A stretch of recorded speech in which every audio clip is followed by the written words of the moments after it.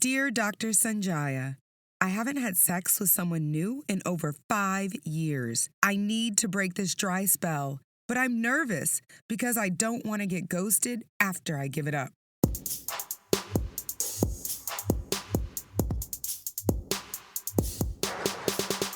What is up, sapiosexuals? Thank you for turning on Sex in South Beach with your girl, Dr. Sonjia, America's only Ivy League educated sexologist and medical professor. So the sex situation we're getting into right now is all about how to break a dry spell without getting ghosted. Because let's face it, having sex with someone new is nerve-wracking enough, but having sex with someone new after you've not had any sex for several years, well, that's enough to make anyone feel super anxious, especially if you're a woman, because we have so many thoughts running through our heads simultaneously. Thanks to our extra wide corpus callosum, that bridge that carries your thoughts, well, compared to men, women have an extra wide corpus callosum, which means we can think about a million things at the same time. And since today's show is inspired by a real person who reached out to me for some real help, I can share some of the thoughts racing through her brain when she thinks about having sex with someone new after not having sex for half a decade. What if I don't know how to do it anymore? Will he think I'm a hoe if I bring my own condom? What if he doesn't have a condom? Do I have sex without a condom? No, I can't have sex without a condom. Does having sex mean we're in a relationship? Duh, no, girl, it doesn't mean you're in a relationship. But should it be? Do you want to have sex if it doesn't mean you're in a relationship? Lube. Everyone says I have to have lube. Do I bring my own? Will he have it? What if he doesn't call me in the morning? Should I go down? If he doesn't go down, should I even have sex with him? Which panties and bra should I wear? Damn, I gotta do some sit-ups. Now, if you've ever tried to get back into the dating game after a dry spell, then you know these are some real thoughts, people. And even though these feelings are super common among everyone who's been in this situation, it's still pretty scary to feel so vulnerable, so out of practice, so unsure about what to do. And the funny thing is, when we're unsure of ourselves, most of us pretend like we're confident instead of nervous. When we feel anxious, most of us have been socialized to act cool and hide our nerves.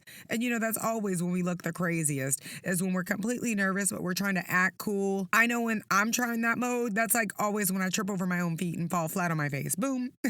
But when it comes to sex, I think there's something so beautiful about authenticity. And when you're thinking about having sex with someone new after not having sex for a really long time, I think the number one sexiest thing that you can be is honest with the person who you want to have sex with. Consider saying something like this. This is pretty awkward to say, but I want you to know that I haven't been intimate with someone in a really long time.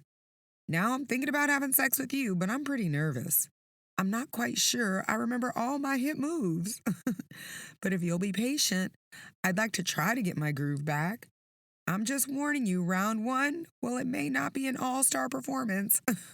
And laugh about it. Make light, It's not something so serious, you guys. It's just sex. So the number one rule to breaking the dry spell is to be honest about your lack of recent sexual experience.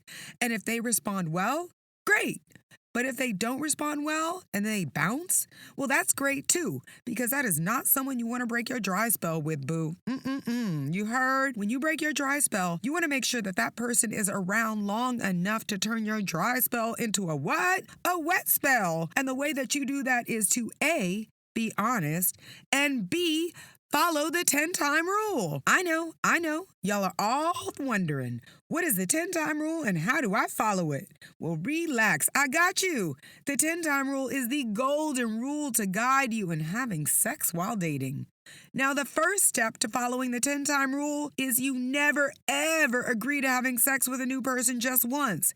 It's 10 times or none. Yup, you heard correctly. You either agree to have sex 10 times or no times. Because after a dry spell, why would you have sex with someone new just once? I mean, the first time with someone new is not going to be the best sex ever. You do not know each other's preferences or hot spots yet. And if you've already been on a dry spell, why open up that can of worms unless you're going to get some consistent action? I mean, you were alone and horny in a dry spell, and then you have sex, which really awakens your sexual desire, and then bam! Nothing? Dead again? No, no, no, no, no, no, no, no. You must not do that to yourself, okay? So to follow the 10-time rule, you must remember to tell your potential lover 10 times or no times. Why 10 times, you ask? There are so many reasons why you must have sex 10 times.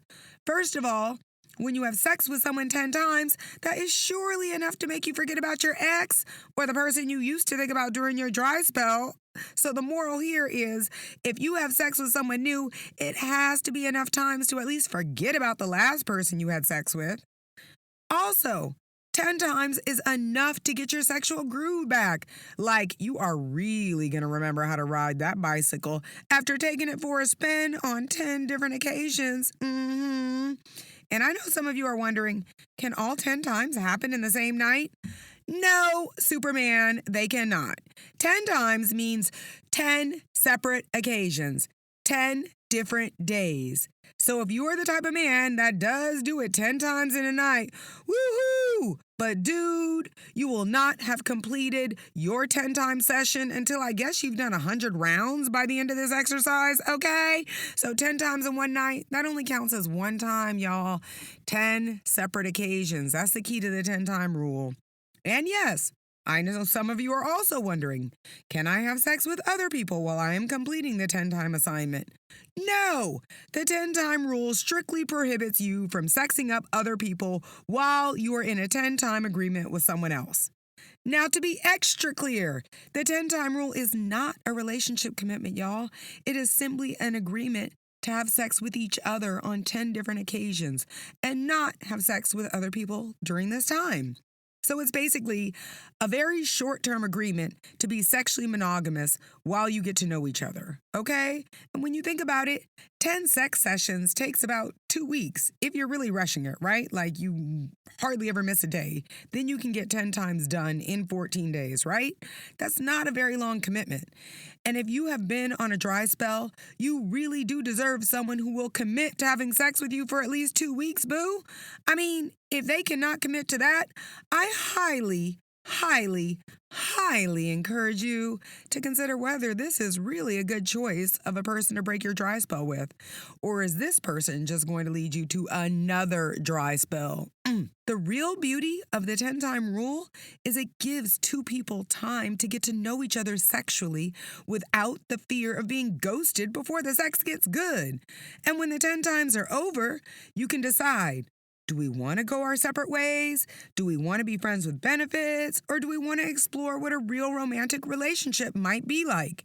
After all, you've now been having sex for about 2 weeks, so you spent enough time to know whether or not you do want to take it further. As you can tell, I am a huge fan of the 10-time rule because I know it works, people. I used it when I met my husband. Honest to G to the O to the D. When I met my hubs, he was all over me trying to get too close for comfort. And I told him right away, look, I don't have sex just once. It is 10 times minimum or no times. And since we did meet at a bar in South Beach while we were both a little tipsy, he thought he was so cool. He was like, 10 times? Oh, baby, that would be a pleasure. And that's when I deadpanned him. 10 times, 10 separate occasions.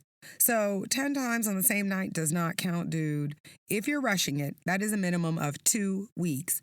And that's, you know what? That's exactly when my husband sobered up. He stepped back. He looked me up and down like he was really trying to figure out whether or not I was joking. He was staring at me like, when's she gonna drop the punchline?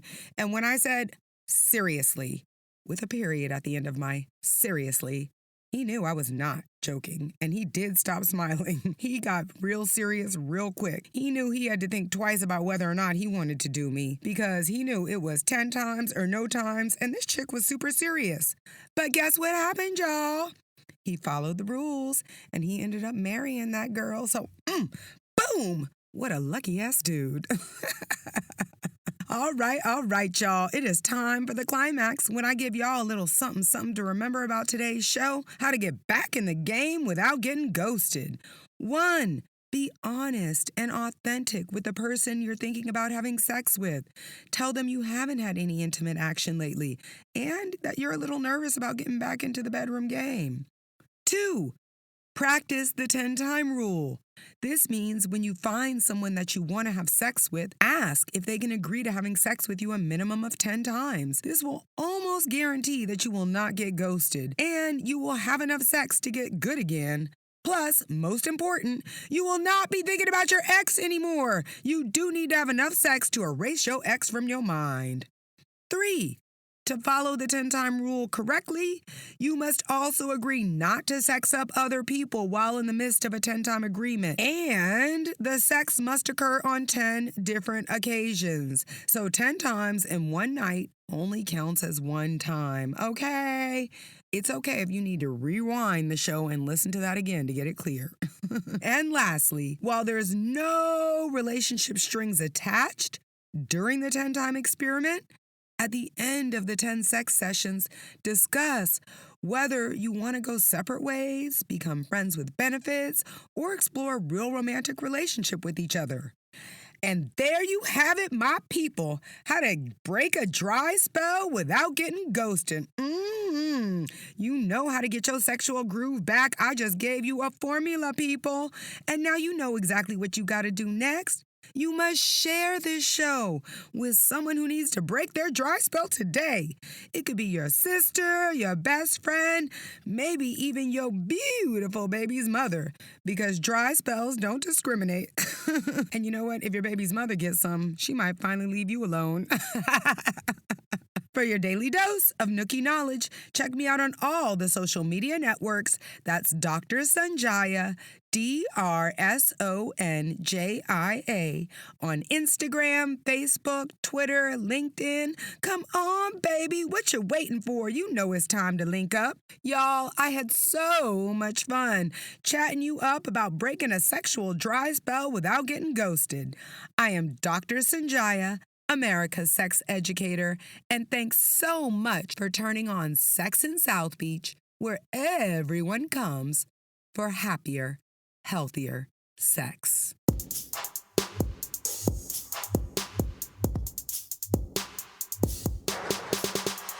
Fragrance is a natural aphrodisiac. That's why I wear Scents Aromatherapy Body Oil every day. Scents is made from essential oil fragrances that are scientifically proven to ignite desire, and everyone who smells it feels more pleasure. Smell good, feel good with Scents Aromatherapy Body Oil. Get yours today at scentsbodyoil.com. That's SENSE bodyoil.com.